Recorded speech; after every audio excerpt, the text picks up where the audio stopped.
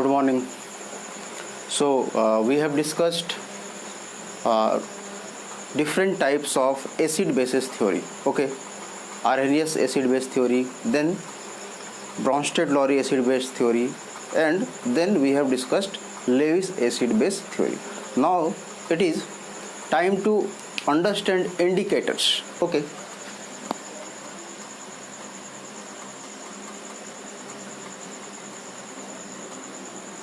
It is indicators. So what are indicators? Indicators are simply a dye. Indicators are simply dye.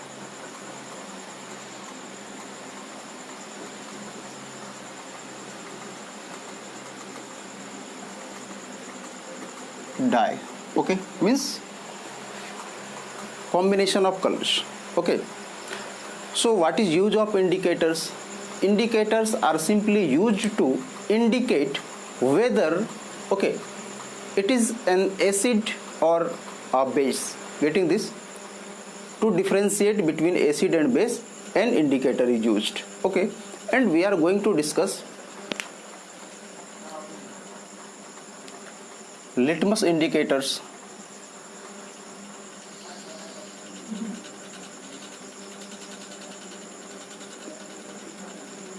Then methyl orange indicator,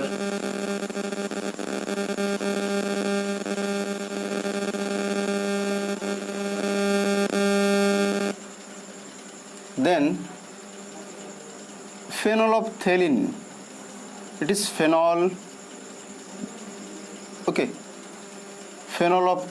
PHTHALEIN.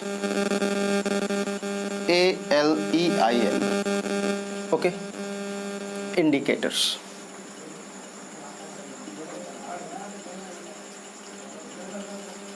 Then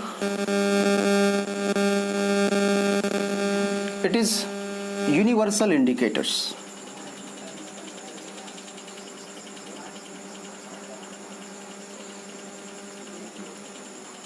And along with these, we will be discussing olfactory indicators. Olfactory indicators. So basically we are going to discuss litmus indicators, then methyl orange indicators, then phenolphthalein indicators. These universal indicators we are going to discuss in later part of this chapter. And we will be discussing olfactory indicators. So let us start with litmus indicators.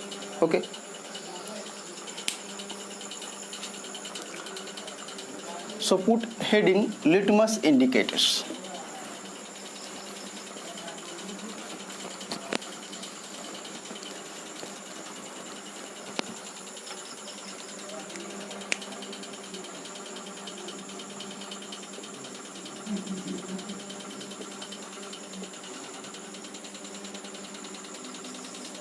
First point regarding litmus indicator is it is a natural indicator. Litmus indicator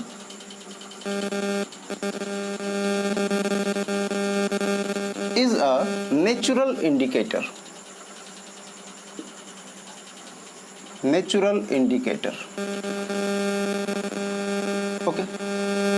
Second thing is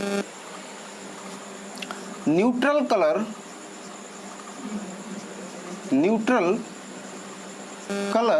of litmus indicator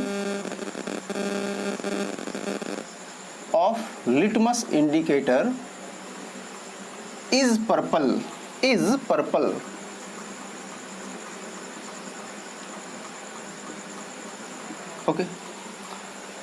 It is present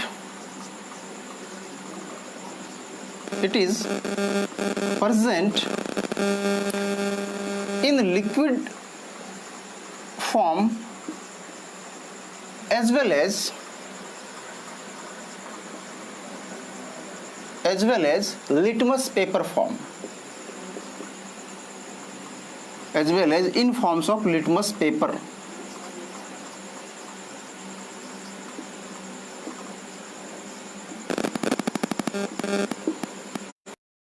This, then litmus indicators are obtained.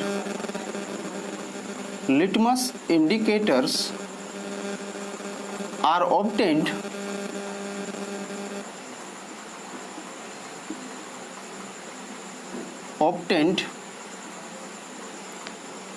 from a plant known as lichen.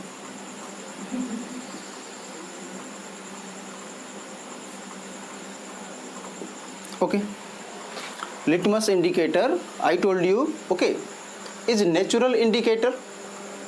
So it is obtained from a plant known as lichen, lichen, lichen.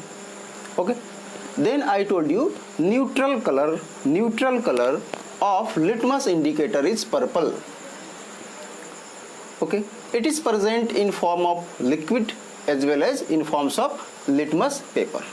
Getting this? So I told you neutral color of litmus paper is purple, but for our convenience, okay, it is present as for our or for convenience,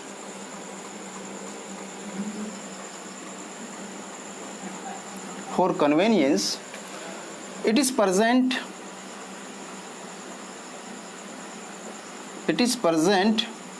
as blue and red litmus paper Getting this? Okay. Now next point we will say effect of acid on litmus paper. Effect of acid on litmus paper.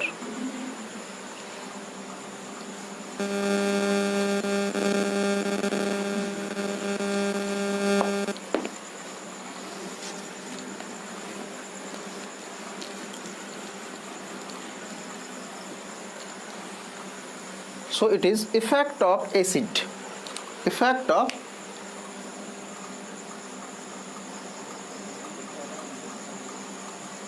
acids on litmus paper.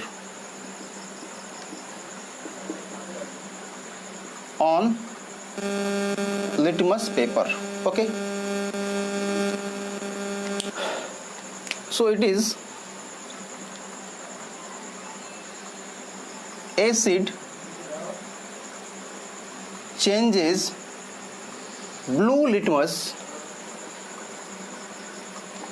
changes color of blue litmus into red.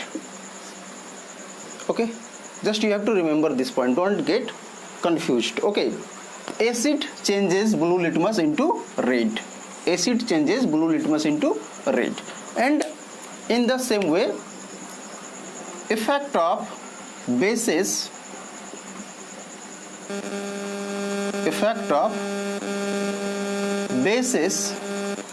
on litmus paper. Effect of bases on litmus paper. So here we will write bases changes color of red litmus paper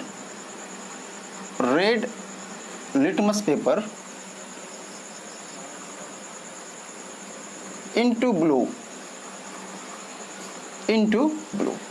So this is all about litmus paper. Now come to second type of indicator, that is methyl orange. Okay, so I am writing it here. Second type of indicator, that is methyl orange.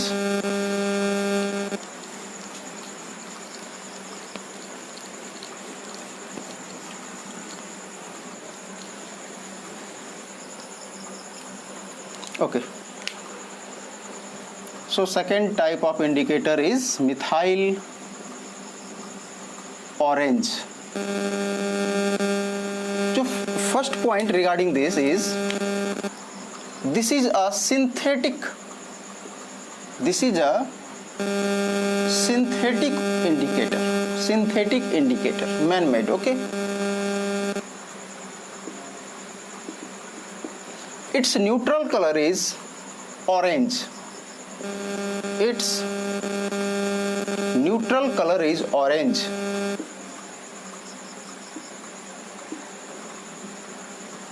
Okay, then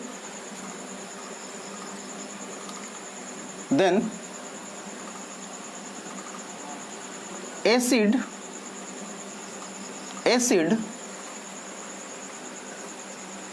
changes color of methyl orange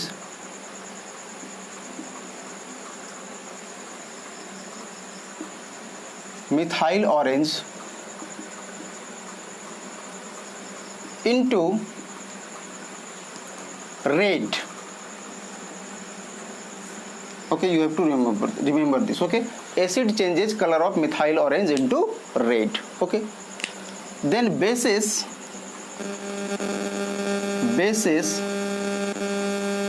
changes color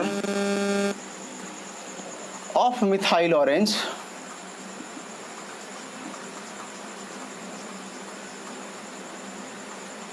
into yellow. Getting this?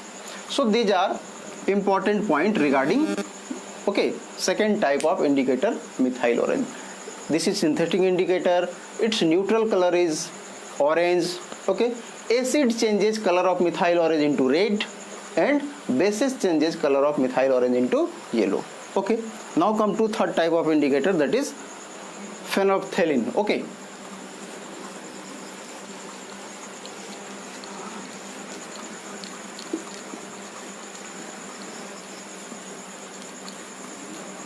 so right, it is phenolphthalein.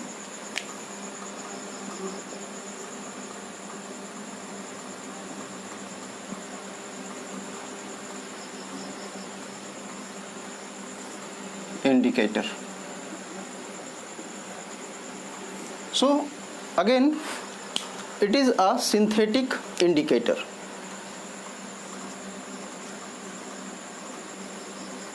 It is a synthetic indicator.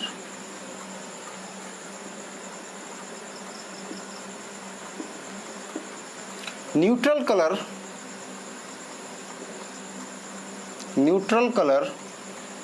of phenolphthalein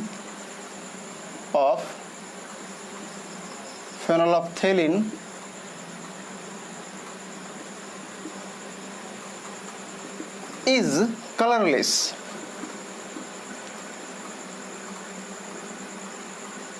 Getting this? Its neutral color is colorless. Then acid have no effect. Acid have no effect on the color of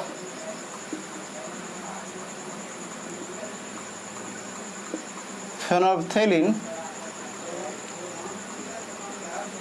indicator.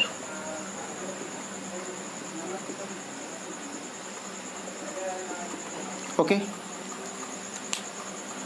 then bases turns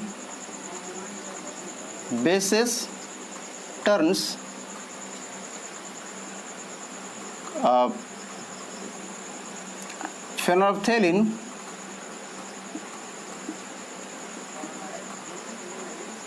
into pink color.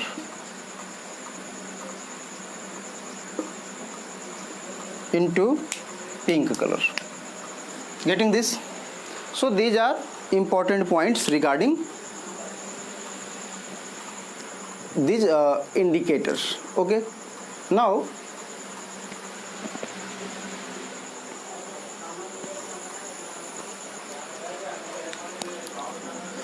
there are some there are some other naturally occurring indicators. There are some naturally occurring indicators. For example, it is turmeric. So turmeric is also a natural indicator. It is also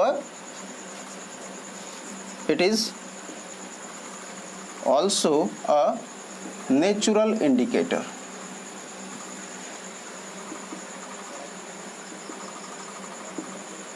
It is also a natural indicator, turmeric. Okay, its neutral color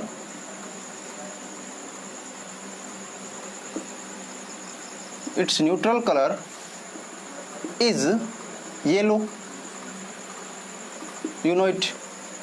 Okay, we use turmeric in our homes. It is very useful. Okay.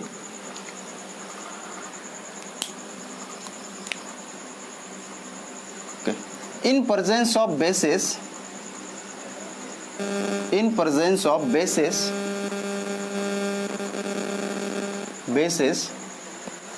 turmeric or yellow color of turmeric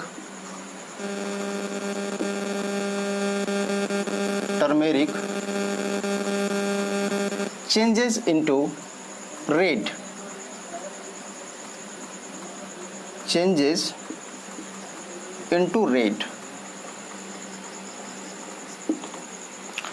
I am giving you one very common example. Okay, have you ever seen a yellow stain, okay, on your shirts? Okay, suppose you are having food, you are taking food, okay, and by mistake curry, okay, falls on your shirt, then color of your shirt will change into yellow. At that point, means a yellow stain will simply we will say means one yellow stain, okay, will be present in your shirt. Okay, then when you will wash it, then during washing of clothes we use soap or detergent, and soap or detergents are basic in nature.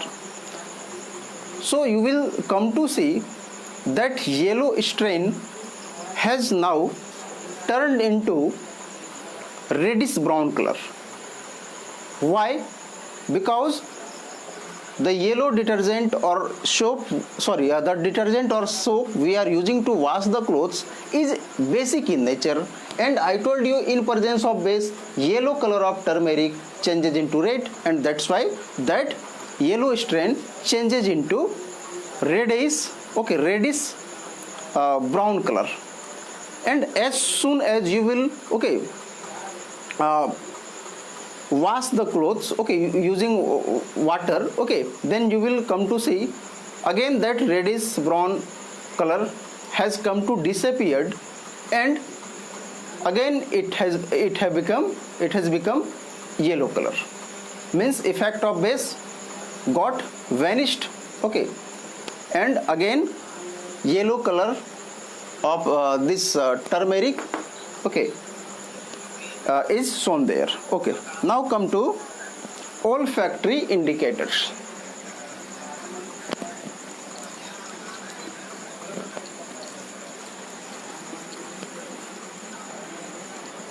It is olfactory indicators.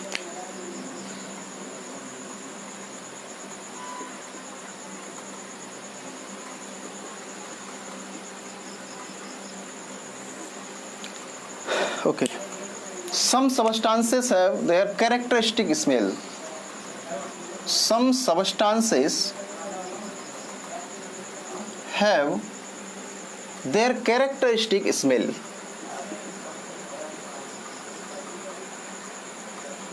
Characteristic smell.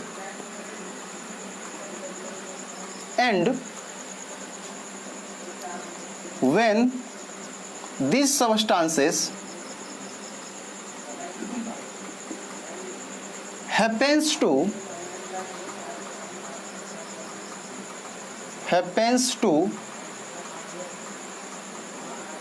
come in contact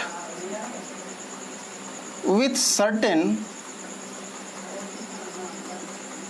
acidic or basic substances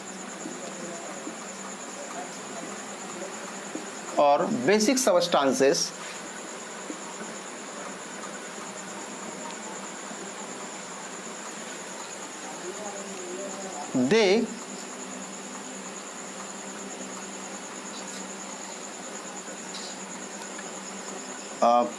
some substances have their characteristic smell, and when these substances happens to come in contact with certain acidic or basic substances, then their characteristic smell gets destroyed.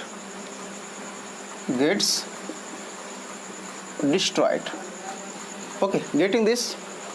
What is olfactory indicators? Okay, olfactory indicators are simply, okay, there are certain substances, okay, which have their characteristic smell. For example, onion. Okay, this onion have its characteristic smell. Okay, you can simply by smelling you can say if it is onion or not. Getting this now? Okay, so some substances like onion, okay, have characteristic smell, and when these substances happens to come in contact with certain acidic or basic substances, then their characteristic smell gets destroyed. Getting this now? And from this we can say, okay, the substance, okay, is acidic or basic. Getting this? Means further we will say, for example, onion have its characteristic smell,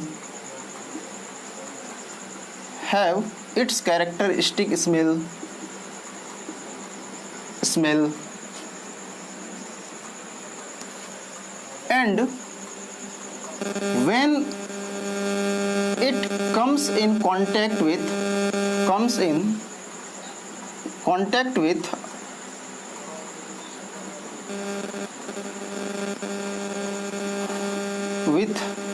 a basic substance,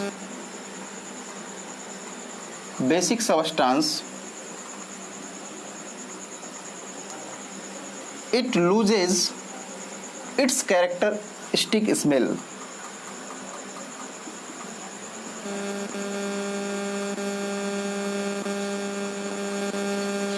Second point we will say, acids have no effect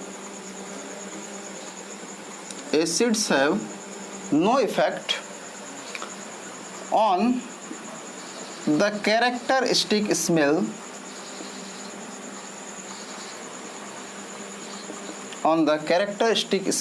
of onion. Getting this now? So what are olfactory indicators? Olfactory indicators are those indicators, okay, which works on, okay, on the basis of smell. Means smell is checked in case of olfactory indicators. There are some substances which have some specific, okay, or characteristic smell. For example, onion. For example, vanilla. Okay, vanilla. So if you will treat an onion with a base, then onion will lose its characteristic smell. It indicates that, okay, the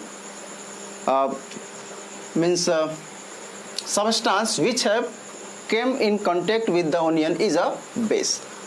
On the other hand, if an acid comes in contact with onion, then there will be no change in characteristic smell of onion. So these are olfactory indicators. Okay, now come to types of acids and bases. So at first we will be discussing types of acids.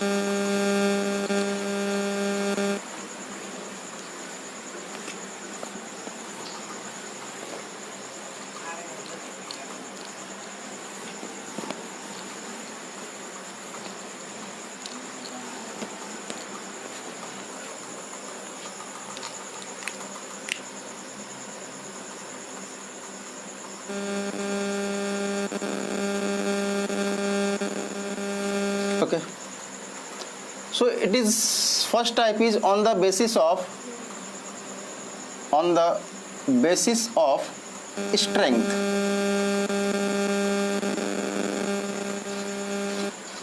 Okay, or on the basis of source of production.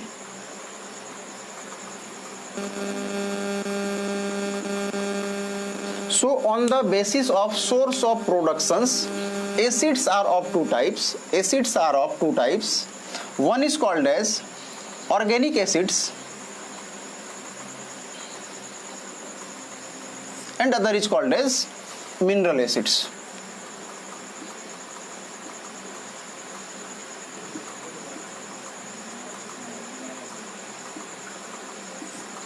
Okay, organic acids are those acids which have been produced, okay, or which is produced, okay, from living organisms like plants, animals. Getting this? What is organic acid? Organic acid is produced from living organisms like plants and animals. For example, citric acid, malic acid, lactic acid. This malic acid is present in apple. This citric acid is present in, say, orange. Okay, this lactic acid is present in curd. Tartaric acid. Okay, so many acids are there. Okay, which means origin of which is plants or animals. Okay, so these are organic acids. Mineral acids are obtained from minerals or non-living things. Getting this? This is obtained from living things like plants and animals. This is obtained from non-living things, okay, like minerals. Examples of this kind of mineral acids. Okay, we say it is H2SO4 sulfuric acid, HNO3 nitric acid, HCl hydrochloric acid. Okay, H2CO3, it is carbonic acid. Okay, and so many acids are there. H3PO4 phosphoric acid. So you have to remember, okay, among these mineral acids, H2CO3 is the acid which is weak acid.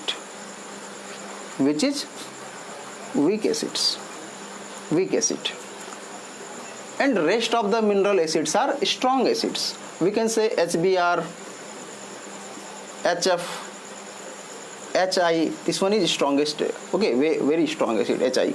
Okay. Now come to types of acids on the basis of strength. On the basis of strength.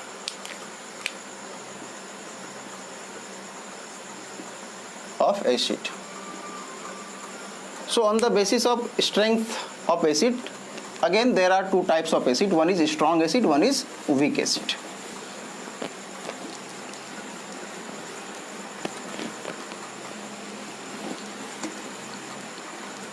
One is strong acid,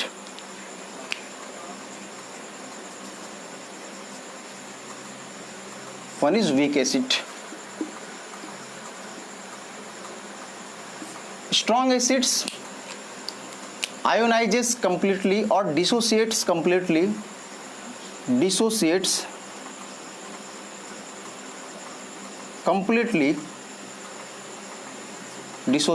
completely, okay, in water. Okay. Weak acids dissociates partially, dissociates, or you can say ionizes,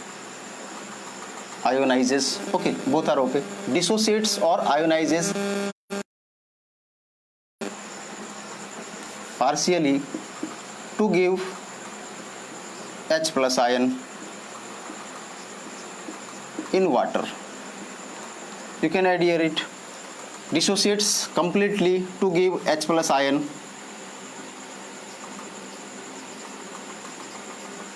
H plus ion, okay, in water. You have to remember, organic acids are weak acids. So organic acids are weak acids. Organic acids are weak acids. And mineral acids are strong acids. Mineral acids are strong acids. One exception is there, I told you, H2CO3 carbonic acid. H2CO3 carbonic acid is weak acid. H2CO3 is a mineral acid, but it is a weak acid. Getting this? And rest are okay, in falls in category of strong acids. Okay. Third point we will say,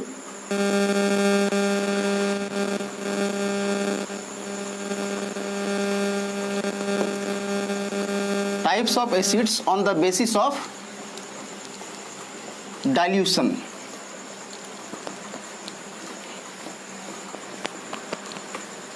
On the basis of dilution.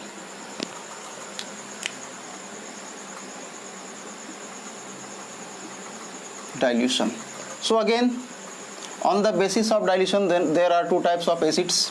One is called as concentrated acids.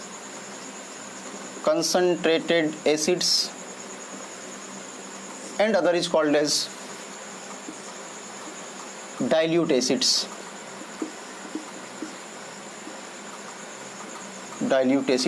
What is concentrated acids? Acids in which or which contains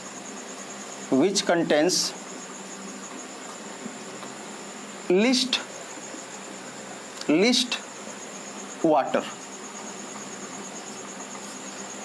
Concentrated acid means which contains least amount of water.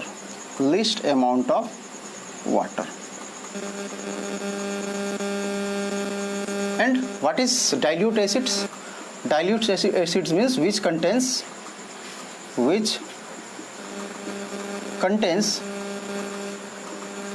maximum amount of water.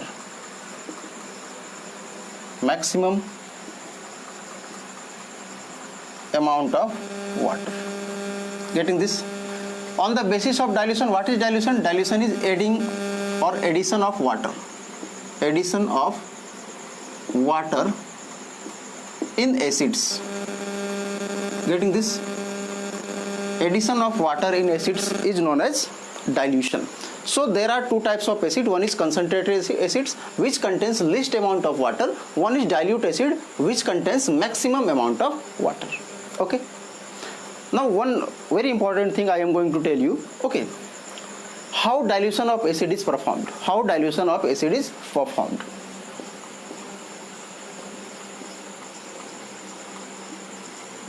There are two possible ways. First way is take a beaker and in this beaker, okay, acid is present and you are pouring water into it. You are pouring water into it. Other method is take a beaker and in this beaker water is present. In this beaker water is present and you are pouring acid into it.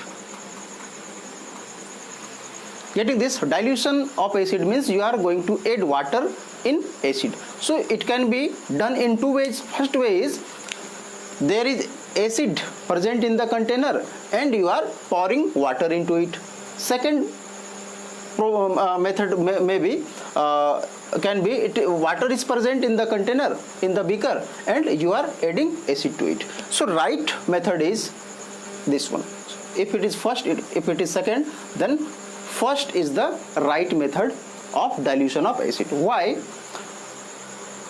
Come to this. You are adding water into acid and addition of water in acid is exothermic process. Exothermic process, you know, evolution of heat means evolution of heat. So what happens when acid is present there in the beaker and you are pouring water into it, means as water comes in contact with the acid, okay, it is exothermic process, means heat will be coming out, okay, and this heat will cause evaporation of water, okay, and this water will turn into vapor, okay, and accidentally, okay, it can simply it can we say means attack, okay, maybe your face, maybe your hand, maybe your clothes, and it will cause acid burn. Second thing can happen, that is this beaker can be broken. But in first case, if you are adding acid into water, means more of the water is present in the beaker, and if you are adding acid, okay, into it, means it again this time it is exothermic process, but the heat evolved is less in comparison, okay, in comparison to the amount of water. So water will absorb the heat evolved, and this process is safer, okay. So just keep in mind whenever you are in a laboratory, okay, and you are performing some experiments, so never try to, okay, use this method. If you have to dilute, make the acid dilute, okay, then add acid into water, not water into acid, okay. Thank you. We will be discussing some more things in our next videos. Thank you.